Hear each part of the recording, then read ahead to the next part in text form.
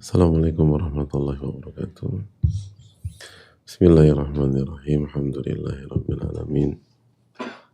Wa bihi nasta'in ala umuri dunya waddin. Salatu wassalamu ala asyrafil anbiya wal mursalin wa ala alihi wa sahbihi ajma'in. Allahumma inna nas'aluka ilman nafi'a wa na'udzubika min ilmin la yanfa'. Allahumma 'allimna ma yanfa'una wanfa'na bima 'allamtana. Allahumma aslih lana umurana kullaha wa aslih ulata umurina wa umura sya'bina wa baladina innaka waliyyu dzalika wal qadiru alaih. Allahumma ansurna wal muslimin al madhlumina fi Filastin wa fi kulli makan. Alhamdulillah, kita panjatkan puji dan syukur kita kepada Allah Tabaraka wa Ta'ala atas segala nikmat dan karunia Allah berikan kepada kita. Sebagaimana salawat dan salam semoga tercurah kepada Rasulullah alaihi salatu wassalam beserta pada keluarga, para sahabat dan orang-orang yang istiqomah berjalan di bawah naungan sunnah beliau sampai hari kiamat kelak. Kita meminta kepada Allah Subhanahu wa taala dengan nama-nama yang husna dan sifat-sifat yang maha mulia. Allah Subhanahu wa taala memberikan kita ilmu yang bermanfaat dan melindungi kita dari ilmu yang tidak bermanfaat. Allah perbaiki urusan-urusan kita dan Allah Subhanahu wa taala perbaiki urusan pemimpin-pemimpin kita, rakyat kita, bangsa kita, dan menjaga bangsa kita dari segala keburukan dan kerusakan. Dan semoga Allah Subhanahu wa taala menolong kita, saudara-saudara kita, khususnya terzalimi di Palestina dan berbagai macam tempat. Allah Maha berkuasa atas segala sesuatu. Amin ya rabbal alamin. Alhamdulillah, kita bersyukur kepada Rabbul Alamin atas nikmat yang Allah berikan kepada kita. Dan sebagaimana biasa di hari ini kita buka sesi tanya jawab. Dan hadirin Allah muliakan,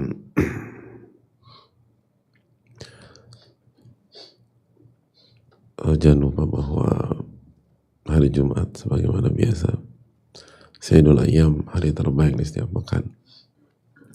Perbanyak salawat kepada Rasulullah sallallahu alaihi wasallam. Allahumma shalli wa sallim wa barik wa an'im ala nabiyina wa rasulina Muhammadin sallallahu alaihi wasallam. Dan jaga salat Jumat pada hari ini. Baca surat Al-Kahfi sebagaimana pandangan mayoritas ulama. Dan jangan lupa berdoa di penghujung hari menjelang maghrib, sebagaimana Nabi perintahkan, carilah waktu dijabahnya doa di saat-saat terakhir pada asar di hari Jumat. Semoga Allah SWT memaksimalkan performa kita di hari Jumat ini. Amin ya rabbal alamin. Kita buka sesi Q&A, kita tanya jawab. Allah ta'ala bisawab. Assalamualaikum warahmatullahi wabarakatuh. Waalaikumsalam warahmatullahi wabarakatuh. Semoga Allah Subhanahu wa taala merahmati para ulama kita, Ustaz Imam Nawawi serta ustaz beserta keluarga. Amin ya rabbal alamin.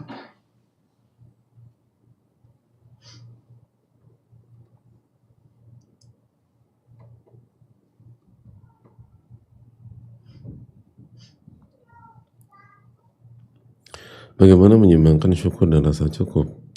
Apakah berarti tidak boleh membeli barang bagus untuk diri sendiri? Lebih baik sedekah saja? Dan apa salah kalau sudah cukup tapi masih ingin menambah rezeki? Apa ini jadi ambisi dunia? Ya, terima kasih atas pertanyaannya. Kembali kepada makna dari bersyukur dan qanaah. Qanaah adalah merasa ridho dengan apa yang Allah berikan kepada kita setelah kita bertawakal dan berusaha dengan jalan yang halal dan semampu kita. Adapun bersyukur dijelaskan para ulama seperti Ibnul Qayyim bahwa bersyukur itu dengan hati, yaitu mengakui bahwa semua ini berasal dari Allah. Lalu hati kita tambah mencintai Allah Subhanahu wa taala. Karena jelas hati akan artinya akan tumbuh rasa sayang dan rasa cinta dalam hati kepada pihak yang memberi. Maka ketika kita yakin Allah yang memberikan itu, maka kita akan tambah mencintai Allah Subhanahu wa Ta'ala. Lalu yang kedua dengan lisan, yaitu dengan memuji Allah Subhanahu wa Ta'ala, bertahmid kepada Allah, ucapkan alhamdulillah, dan mengamalkan ayat wa amma bi ni'mati rabbika fahaddits. Adapun nikmat Rabbmu maka ceritakan. Dan menceritakan nikmat salah satu bentuk rasa syukur, tapi harus terukur. Karena sebagian ulama ketika menjelaskan tafsir ayat ini menyatakan nggak ke semua orang kita menceritakan nikmat Allah. Karena Nabi SAW bersabda, fa inna likulli dzi na'imin hasuda, setiap orang yang punya nikmat pasti ada penghasad. Jadi bagi yang punya sisi hasad kepada kita, kita jangan ceritakan nikmat Allah kepada kita, maka akan tambah terbakar lagi api hasad dalam dirinya.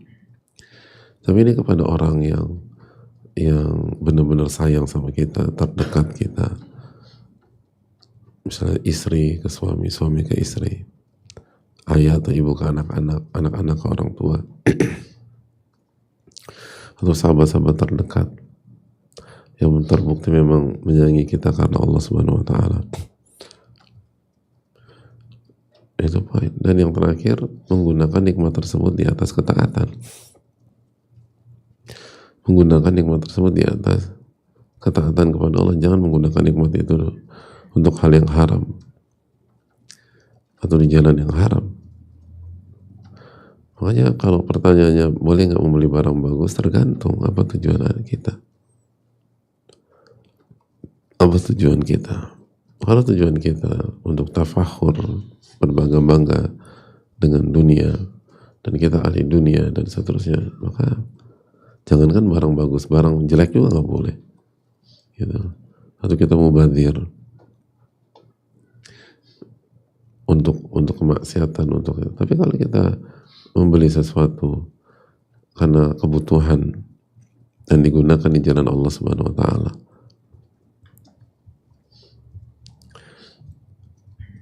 dan digunakan untuk kepentingan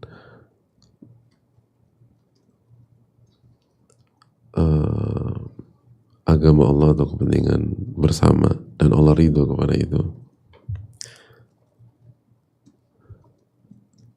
atau untuk bersyukur kepada Allah Subhanahu wa Ta'ala. Nabi kita alaihi salatu wasallam bersabda, inna Allah yuhibbu an yara athara ni'mati ala abdihi. Dalam hadis yang sahih diriwayatkan Imam Tirmidzi, Allah itu mencintai, atau Allah itu senang melihat dampak atau efek dari nikmatnya di diri hambanya. Jadi kalau Allah kasih nikmat kepada seorang, Allah tuh seneng kalau ngeliat ada dampaknya, terlihat gitu loh. Selama tidak haram sama tidak mubadzir. Artinya apa? Maka kata para ulama, yuhibbu an yudhiral abdu fadlallahi alaihi bima razaqahu min malin aw jah bi an yalbasa thiyaban taliqu bihali. Allah tuh mencintai orang atau mencintai hamba yang apabila Allah berikan kenikmatan, ia memperlihatkan hal tersebut seperti kalau dia dikasih harta, dikasih kedudukan, bi an yalbas thiyaban taliqu bihali, mengenakan pakaian yang sesuai dengan kondisinya, sesuai dengan rizki yang Allah kasih kepada dia. Tapi perlu kita ingat, ma'amura'atil qasdi, tujuannya dengan terus menjaga niat. Menjaga niat. Niatnya bukan flexing, niatnya bukan pamer, niatnya bukan manas-manasin orang, niatnya bukan untuk tafakur atau berbangga-bangga terus. Niatnya hanya agar Allah mencintai saya. Jadi kita beli barang bagus itu niatnya agar Allah mencintai saya. Itu poin.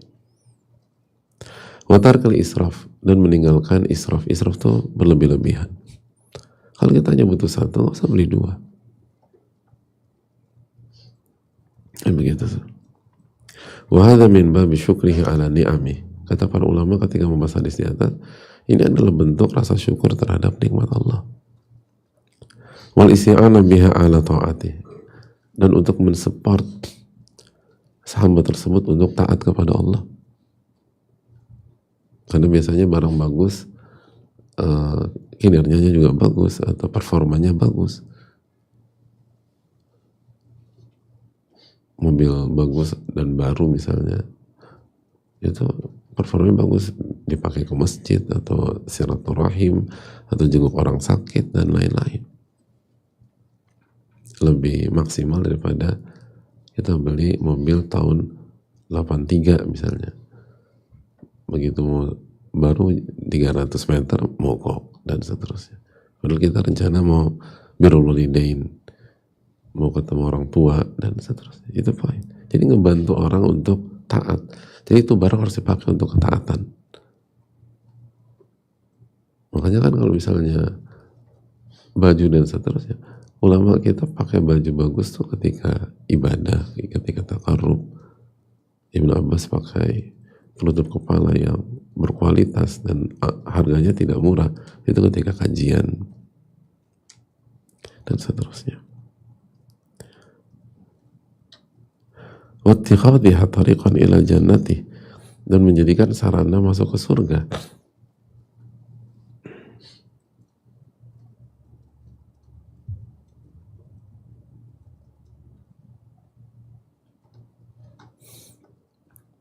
Dan sebagian ulama mengatakan wada afdal minaz zuhdi fiha, dan ini lebih, sikap ini lebih bagus daripada zuhud fiha. Maksudnya lebih bagus daripada orang yang dikasih harta, dikasih rezeki tapi nggak menunjukkan. Bayangkan, kata sebelum ini lebih bagus. Kenapa? Karena Nabi SAW menjelaskan Allah mencintai dan Allah senang jika melihat dampak dari nikmatnya pada diri hambanya. Itu poin.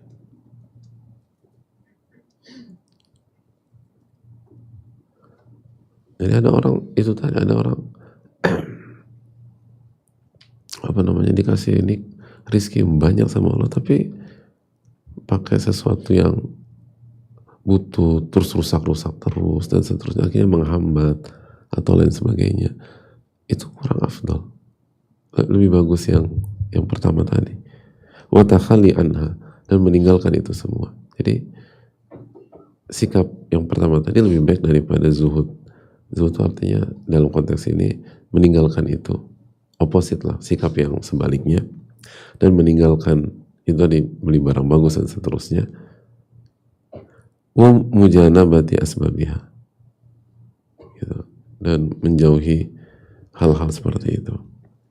Fa'amma, nah ini penting, adapun insyaghalathu anillah fazuhudu fiha afdal. Tapi kalau sampai menyibukkan kita dari Allah, jadi barang-barang itu menyibukkan kita dari Allah, maka meninggalkan itu semua lebih bagus. Itu poin. Wa illam tashghalhu wa kana syakiran lillahi fiha fahalu afdal. Tapi jika tidak melalaikan dari Allah dan bersyukur kepada Allah Subhanahu wa taala, dan mereka bersyukur kepada Allah, maka menampakkan nikmat Allah lebih bagus. Karena Allah jelas, Nabi SAW jelas-jelas Allah mencintai orang seperti itu.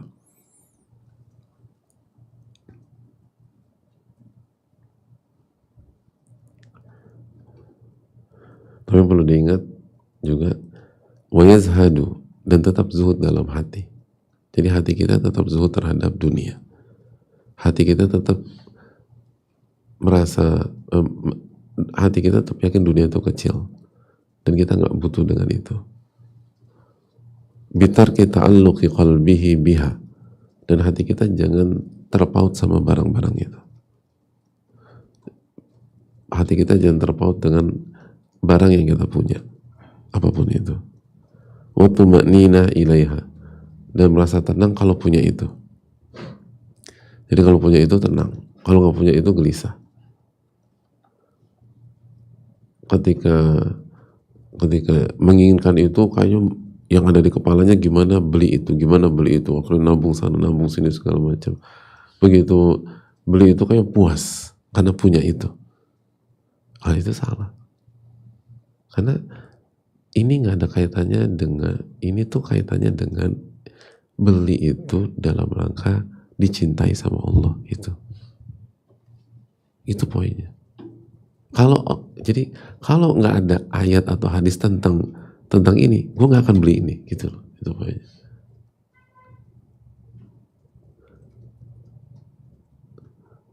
Kalau misalnya nggak ada ini, gue akan beli yang lebih murah dan pas-pasan aja.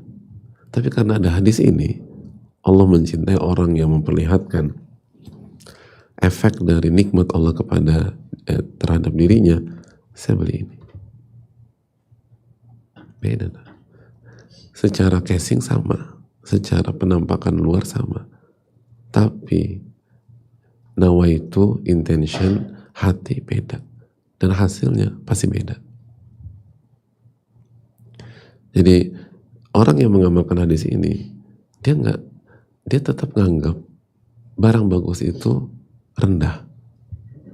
Kenapa? Karena bagian dari dunia, kan dunia rendah. Sumiyati dunia didunuwiha. Dunia itu dinamakan dunia karena dari kata-kata dunu itu rendah.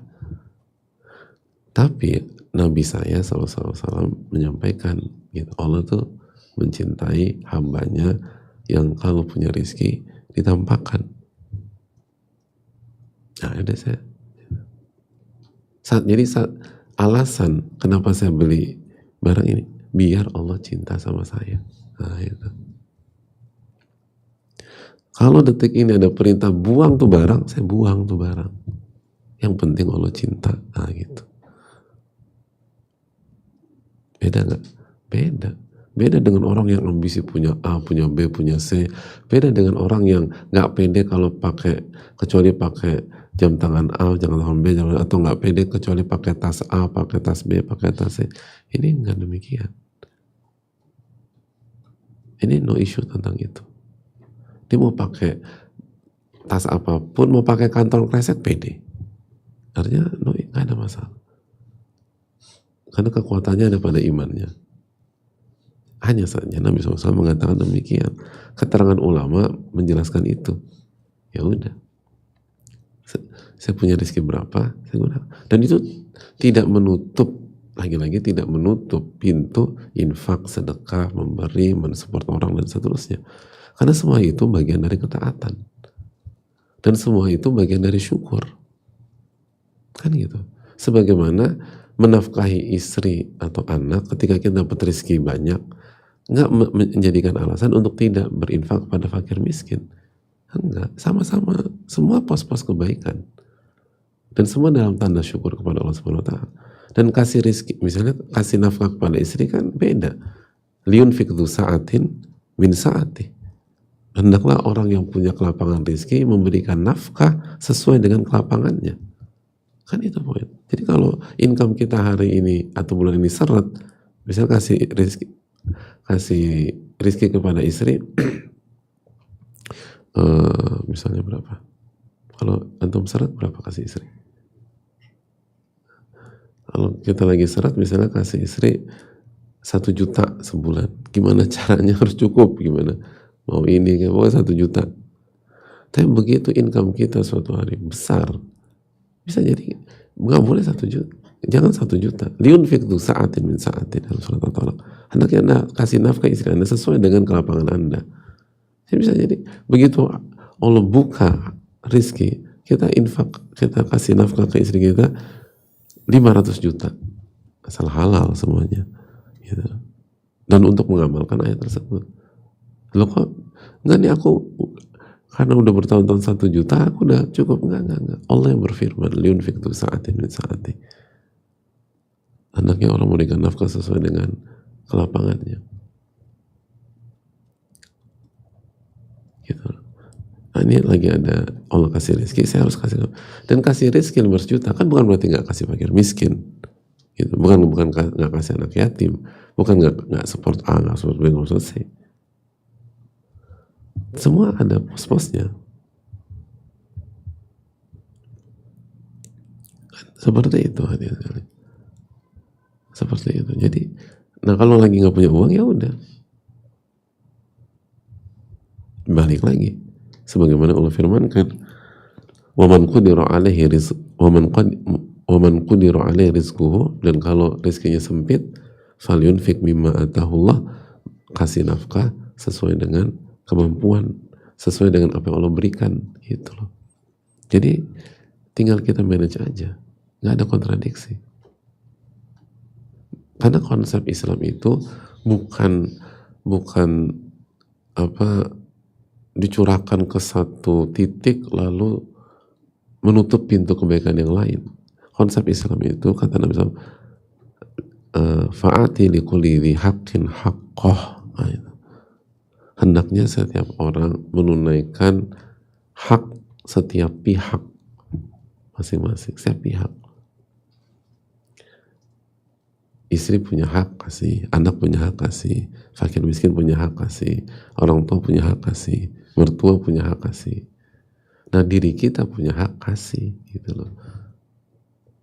Nah, Nabi SAW bersabda, Allah tuh mencintai orang yang kalau diberikan kenikmatan dia tunjukkan. Nah, itu hak Allah, gitu loh. Kasih hak Allah. Hak Allah berkaitan dengan diri kita, itu pokoknya. Ya, tadi perinciannya, niatnya apa? Niatnya hanya mencari cinta Allah Subhanahu Wa Taala. Yang kedua, hati kita nggak bergantung, nggak terpaut sama barang-barang tersebut, dan nggak seneng, nggak tenang dan segala macam ketika punya barang itu, dan nggak ambisius ketika belum punya, biasa aja. Lalu yang berikutnya, kalau punya digunakan untuk ketaatan, gitu, digunakan untuk ketaatan. Digunakan untuk ketaatan. Tadi itu poin. Dan dalam rangka bersyukur. Udah. Nah, enak deh hidup kayak gitu. Itu yang paling afdol. Itu sikap paling afdol di dalam kondisi ini. Dan khususnya dalam kondisi ini tetap bantu fakir miskin. Tetap bantu lingkungan kita yang susah. Tetap bantu yang jobless. Kan ada pembahasan, nggak boleh israf tadi, nggak boleh berlebihan. Jadi tadi, kalau cukup satu, kenapa dua, gitu. Kalau cukup dua, kenapa 3, 4, 5, gitu. Nah baru, kita untuk maksudnya butuhnya satu, nah lebih dari itu baru kasih. Dan jangan dipamerin, diperlihatkan ke Allah, bukan ke A, B, C, D, bukan.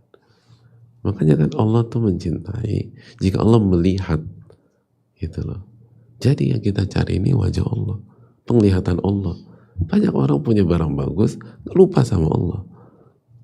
Dia pengen orang lain ngelihat, gitu loh. Jadi beda poinnya. Kotaknya tuh beda jauh. Makanya nggak berkah. Makanya orang banyak hasad, banyak aja segala macam. Kalau hadis ini enggak. Saya pakai ini karena Allah. Kalau Allah lihat saya dan Allah mencintai saya, itu poinnya. Allah lihat saya, Allah mencintai saya, dan saya gunakan untuk ketaatan, saya gunakan untuk dan membantu, gitu. Dan itu tadi, misalnya kita punya mobil bagus, ada yang nggak punya, ada yang butuh mobil, pakai mobil gua aja, gitu.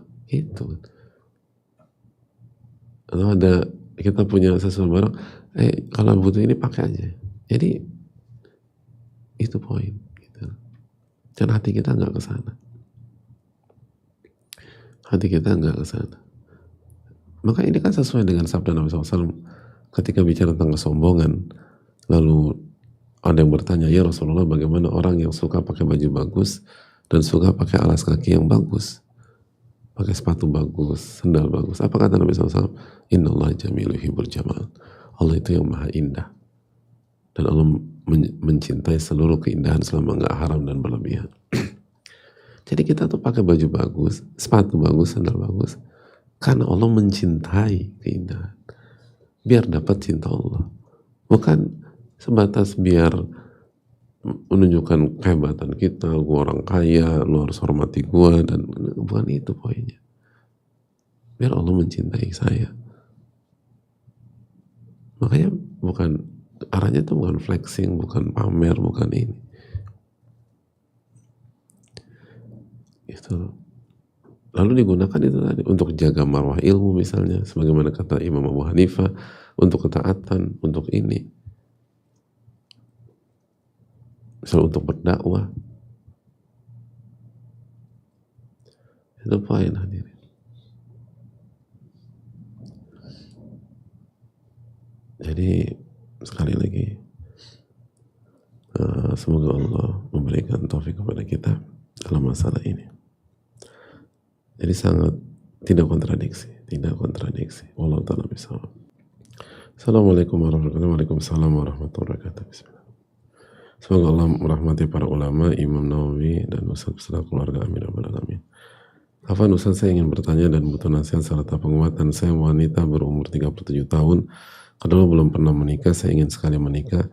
Di setiap waktu yang mustajab saya selalu berdoa agar Allah mudahkan saya menikah dan memberikan saya pasangan yang baik bagi agama, dunia, dan akhirat saya. Selain itu saya sudah berikhtiar ikut ta'aruf di beberapa tempat. Jika di kajian dan ketemu ummahat atau teman, saya pun tidak malu untuk menanyakan jika ada ikhwan yang sepadan dengan saya, tolong diinfokan. Berapa kali saya berusaha tapi gagal. Rata-rata alasannya karena fisik saya bertubuh besar, gemuk. Saya sudah berusaha untuk diet, subhanallah sulit sekali untuk menurunkan berat badan. Saya merasa minder, kadang ada pikiran dan perasaan apakah saya akan menikah. Adakah laki-laki yang dapat menerima saya yang gemuk ini? Terakhir saya berproses dengan laki-laki, mempersyaratkan saya harus kurus dulu agar dinikahi dia. Bagaimana itu? Saya jujur hati saya sakit sekali setiap saya ditolak karena fisik. Tolong nasihat Ustaz, jazakallahu barakallahu fikum. Terima kasih atas pertanyaan. Kalau pertanyaannya adakah laki-laki yang dapat menerima saya yang gemuk ini, jawabannya ada dan nggak sedikit. Bahkan saya tahu ada sosok tipe laki-laki yang nggak boleh kurus istrinya. Kalau istrinya kurus, marah dia. Kamu harus gitu. Jadi istrinya nggak boleh kurus. Dan itu itu ada tipe demi. Jadi kalau tanya ada nggak, ada.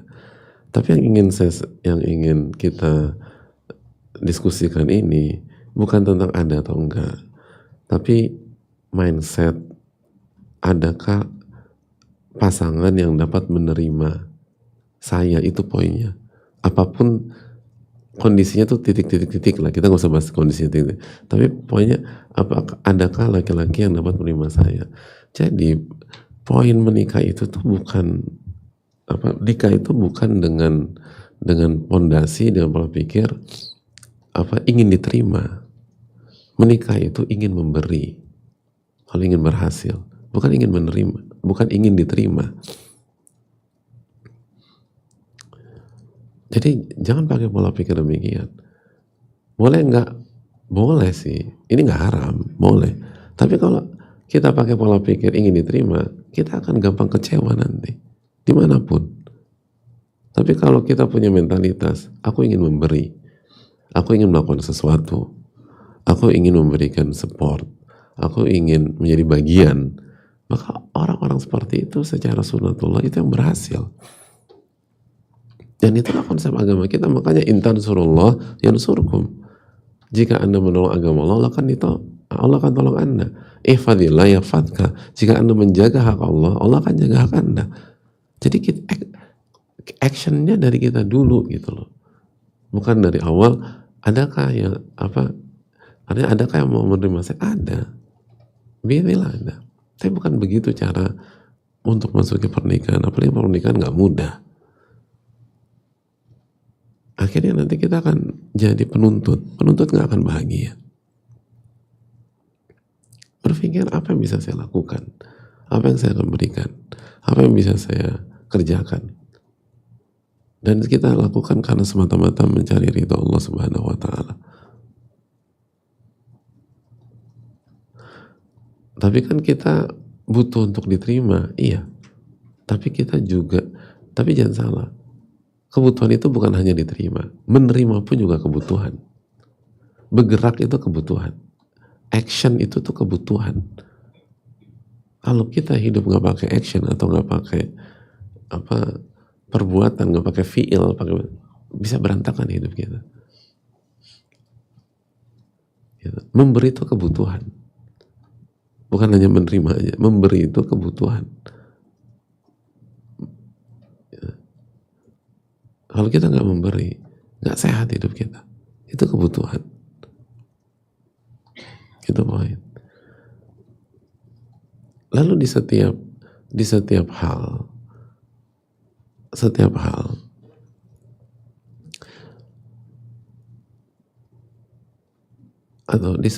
atau bidang kita diperintahkan oleh Allah Subhanahu wa Ta'ala untuk memberikan hak setiap pihak, termasuk diri kita, dan disuruh menjaga apa yang Allah. Jadi kita kan diperintahkan untuk memberikan hak setiap pihak, termasuk diri kita. Fa inna li nafsika 'alaika haqqan, dirimu itu punya hak. Lalu yang kedua, kalau Allah kasih sesuatu, Allah kan minta kita untuk menjaganya sehingga bisa digunakan untuk ketaatan dan amal soleh secara maksimal. Dan salah satu yang Allah kasih ke kita itu tubuh. Maka kita diperintahkan untuk memberikan hak tubuh dan menjaga tubuh sehingga bisa maksimal dalam digunakan dalam ketaatan. Makanya kita disuruh tidur. Nabi SAW sampai mengatakan, saya tidur dan saya sholat malam. Man raghiba an sunnati falaysa minni. Barang siapa yang gak suka dengan sunnahku ini bukan bagian dariku. Salah satu hikmahnya kenapa Nabi SAW mengkritik orang yang gak mau tidur, hanya mau sholat terus, karena itu kan ngerusak tubuh dia. Gak boleh ngerusak tubuh. Ya. Jadi saya tidur, saya sholat malam. Nah, memberikan hak tubuh itu, konsep dalam Islam itu bainal ifrat wa tafrid. Tidak boleh berlebihan dan tidak boleh kurang. Nah, yang kalau kita bicara tentang fisik, maka domainnya atau kapasitasnya bidang kesehatan. Nah, lihatlah tubuh yang sehat itu seperti apa. Jadi kita lakukan ini bukan untuk mau nikah semata. Kita lakukan ini dalam rangka menunaikan hak tubuh kita dan menjaga pemberian Allah dan mensyukuri pemberian Allah. Itu poin. Lalu masuk ke pernikahan dengan mentalitas apa yang bisa saya berikan. Bukan adakah yang mau menerima saya? Jangan berpikir demikian. Apa yang bisa saya berikan?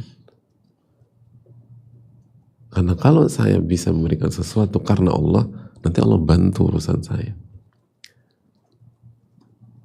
Allah yang akan atur semua itu.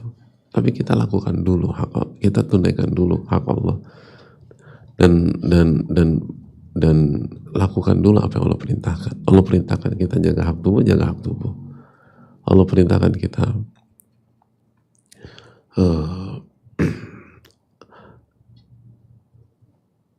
menjaga tubuh, jaga tubuh. Allah perintahkan kita buat kondisi tubuh agar bisa maksimal bertakarub, mendekatkan diri kepada Allah. Lakukan itu. Lalu masuk ke pernikahan dengan konsep apa yang bisa saya berikan, apa yang bisa saya kasih, apa yang bisa saya lakukan. dan semua lakukan karena Allah. Allah lihat itu, Allah akan mudahkan. Ihfadillah yahfadka. Jika Anda jaga Allah, Allah akan jaga Anda. Allah akan kasih sosok yang benar-benar menjaga hak kita. Kan kama tadi nutudan. Sebagaimana Anda bersikap, Anda akan diberikan hal yang sama. Ketika kita masuk dengan mentalitas, apa yang bisa saya berikan? Insya Allah Allah akan kasih pasangan yang punya mentalitas yang sama. Apa yang dia bisa berikan? Akhirnya oke. Tapi kalau mentalitas kita, adakah yang mau menerima saya? Saya harus diterima. Saya berhak untuk diterima. Gimana kalau Allah buat kita bertemu dengan jodoh yang punya mentalitas sama? Saya berhak diterima. Akhirnya ribut suami istri. Karena sama-sama ingin diterima dan semua egonya dipenuhi. Semoga Allah memberikan taufik. Saya rasa cukup sampai di sini. Assalamualaikum.